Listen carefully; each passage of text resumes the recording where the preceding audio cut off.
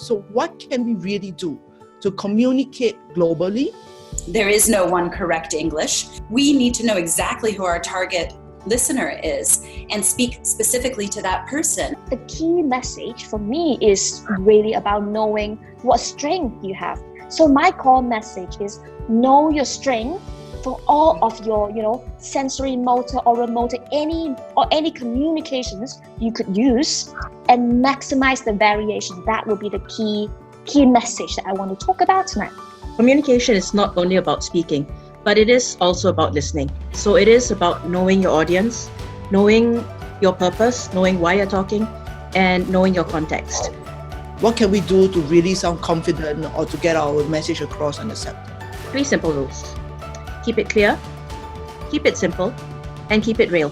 Number 1, I think is if you are clear about your message and if the recipient heard with minimal misunderstanding. Number 2, being effective is also being succinct in conveying a message using minimal duplications of meanings. Your consonant sounds must be absolutely clear, especially a crisp T and a clear R. Is there any way to actually change the accent, improve the accent? Well, what accent do you want? Every single person in the world has an accent. And we can't think of accents as good and bad, right or wrong, right? They all have their own beauty, and we have to accept that. People are still going to judge it, of course. But as far from an accent perspective, it's making sure you're understood, not trying to change the accent. I agree with Adele completely that you have to be proud that it's such a huge part of your identity. You can be an effective functional communicator and yet be judged. So your message is coming across, and yet people say, oh, well, they don't really, because, we might not be understanding the message correctly. They're non-native speakers. I mean, to flip the question around, Willem is asking, because he is a native English speaker, how can he confirm that students are understanding what he's saying? The other way around.